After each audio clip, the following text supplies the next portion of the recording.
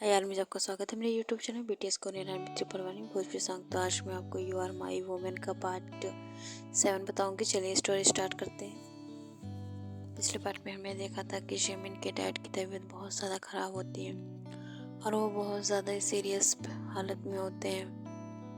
अब जिमिन को कुछ समझ में नहीं आता है, डायरेक्ट ही युंगी को कॉल लगाती है। तभी युंगी जो मीटिंग में बिजी होता है और जिमिन की कॉल नहीं उठाता। जिमिन बहुत ज़्यादा परेशान होती है। उसे पता होता है कि युंगी उसे कहाँ मिलेगा। इस वजह से वो तुरंत ही टैक्सी बुक करती है और तुरंत ही उसके मेन ऑफिस के पास चली जाती है जहाँ पर युंगी रहता है। वो सुबह से शाम तक इंतज़ार करती है जब सभी एम्प्लॉयज़ आने लगते हैं। उनकी निगाहों से बचकर जिमिन दीवार के पीछे छुप जाती है और इंतज़ार करने लगती है युंगी का। युंगी तुरंत ही अपनी कार में जाके बैठता है, लेकिन वह जिमिन को नोटिस कर चुका था। वो तुरंत ही जिमिन को अपनी बाहों में लेता है और पूछता है, तुम यहाँ पर क्या कर रही हो? जिमिन कहती है कि वो मुझे युंगी से बिना कुछ सोचे समझे जिमिन कह देती है, मुझे तुम्हारे साथ एक रात बितानी है और क्या तुम मेरी बॉडी को सेटिस्फाइड कर सकते हो?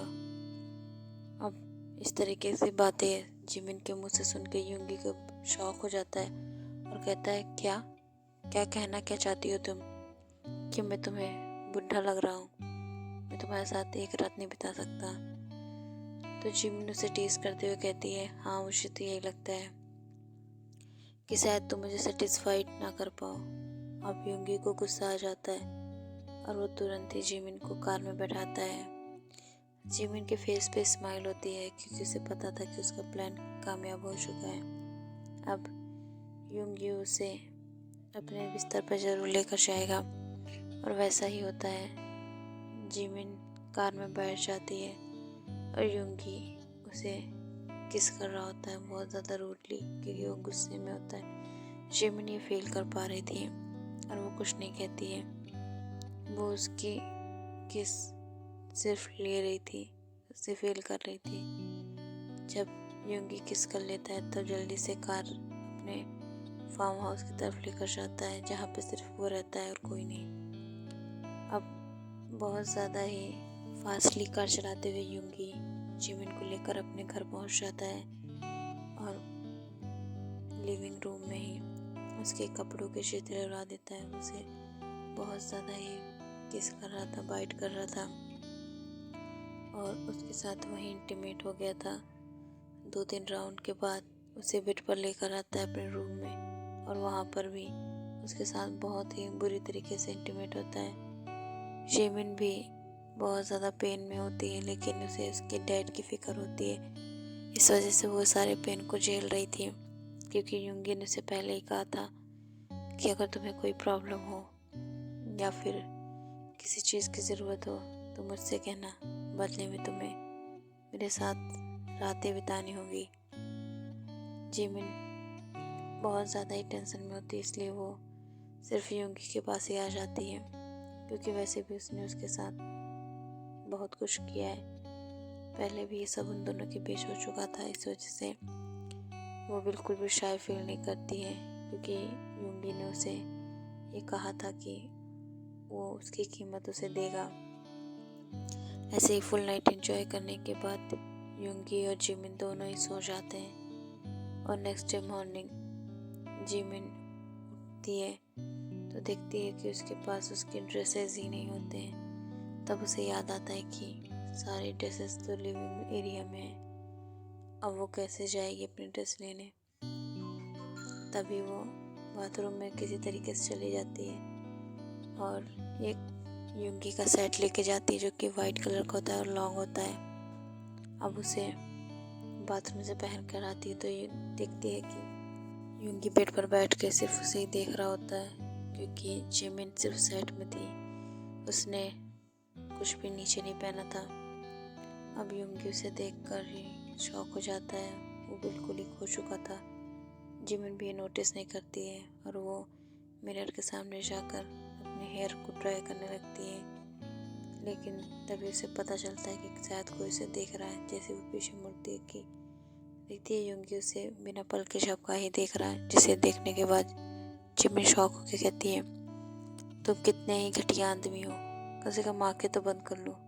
यूंगी स्माइल करके कहता है, मैं घटिया नहीं हूँ, तुमने जो सेट पहना है वो मेरा है। अब जिमिन कहती है, हाँ मुझे पता है, तुमने जो कल मेरे साथ लिविंग एरिया में किया वो बहुत ज़्यादा ही बुरी तरीके से था। कम से कम मेरे कपड़े तो सही सलामत रहने देते, तुम उसे उतार सकते थे, लेकिन तुम्हें फाड़ने थे, तुमने फाड़ दिए।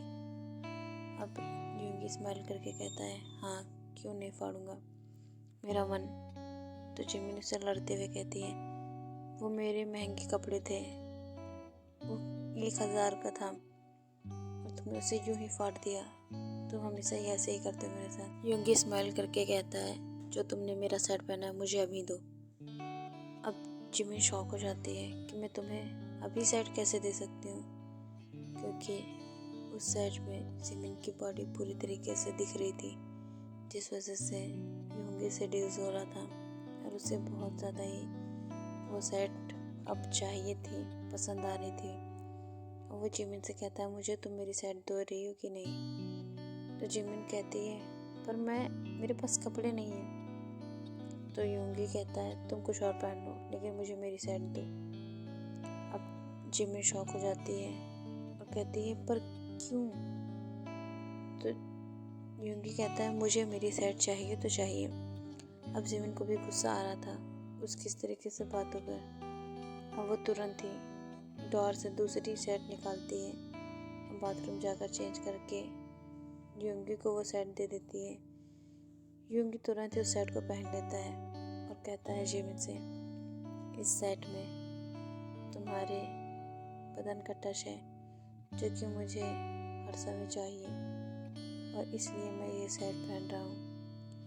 यूंगी की इस तरह की बातें सुनकर जिमिन को बहुत ज़्यादा शॉक हो जाती है और बहुत ज़्यादा शाय फील करने लगती है और कहती है, तुम इतनी गंदी बातें कैसे कर लेते हो, तुम बहुत ही घटिया आदमी हो। अब जिमिन बहुत ज़्यादा ही शाय फील करती है, तुरंत ही अपने और क्लोथ को पहन लेती है जो कि उसके थोड़े बहुत ठीक थे। यूंगी ने सिर्फ उसके सेट को फाड़ा था, इस वजह से बाकी के क्लोथ वो पहन सकती थी।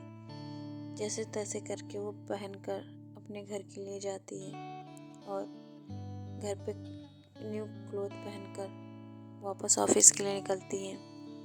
जिमिन बहुत ज़्यादा पेन में होती है, लेकिन उसे ऑफिस जाकर भी काम करना होता है और ऑफिस जाने से पहले, अपने घर से निकलने से पहले वो यूंगी से कहती है कि मुझे 10 करोड़ चाहिए। तो यूंगी शॉक होकर कहता है, पर क्यों, तुम्हें इतने पैसे क्यों चाहिए। तो जिमिन कहती है, वो मैंने तुम्हारे साथ एक रात बिताई इसलिए। तो यूंगी कहता है, मुझे पता है कि तुम ऐसी लड़की नहीं हो। सही से सराफत से मेन टॉपिक बताओ, मेन रीज़न। अब जिमिन जान चुकी थी कि यूंगी उस पर भरोसा नहीं करेगा, इस वजह से वो उसे सब बता देती है। तो यूंगी कहता है, मैं तुम्हें दे दूँगा और बदले में तुम्हें मेरे साथ फुल नाइट रहना होगा। जब भी मैं चाहूँ तुम्हारे साथ इंटीमेट हो सकता हूँ और जब भी मैं चाहूँ तुम्हें अपना बना सकता हूँ। तुम मुझे मना नहीं कर सकती हो और तुम मुझे कभी भी छोड़ के नहीं जा सकती हो। और तुम्हें अगर जितने भी पैसे चाहिए तुम मुझसे बोलो, तुम्हारे फादर का ट्रीटमेंट मैं कराऊंगा, बट तुम मुझे छोड़कर नहीं जाओगी। तुम मुझे मना नहीं कर सकती हो। मैं तुम्हारे साथ जब भी चाहूँ, जहाँ भी चाहूँ इंटीमेट होऊंगा, उसमें तुम्हें कोई आपत्ति नहीं होगी। अब इतना कहकर वो ऑफिस के लिए निकल जाता है और जिमिन अपने ऑफिस के लिए, और तुरंत ही जिमिन ऑफिस में जाती है अपने क्लोथ को चेंज करके। वो अपने काम में बहुत ज़्यादा ही अच्छी तरीके से कर रही थी, क्योंकि जिमिन को पता है कि उसका बॉस यूंगी है। अब यूंगी जब ऑफिस पहुंचता है तो तुरंत ही अपने एम्प्लॉय को कहकर जिमिन को केबिन में बुलवाता है, और जब जिमिन ये सुनती है तो शॉक हो जाती है, लेकिन जिमिन मना भी नहीं कर सकती है और वो कहती है, अभी तो रात भर तो मुझे इतना पेन दिए हैं, फिर से मुझे बुला रहे हैं। फिर से वो जाती है और दिखती है युंगी बड़े आराम से चेयर पे बैठा होता है और कहता है, I want you, I need you, I fuck you, understand. जल्दी से क्लोथ रिमूव करो। अब जिमिन बहुत ज़्यादा शॉक हो जाती है, लेकिन अब वो युंगी की कोई भी बात नहीं टाल सकती है। अब जो युंगी चाहता है वही होगा। ओके यार, मैं इस पार्ट को मैं एंड करती हूँ। नेक्स्ट पार्ट में जानेंगे कि क्या युंगी इसी तरीके से अपनी मनमानी चलाएगा। क्या युंगी को जिमिन से प्यार हो गया है या फिर ये सिर्फ दिखावा है। कि बाय यार मिस।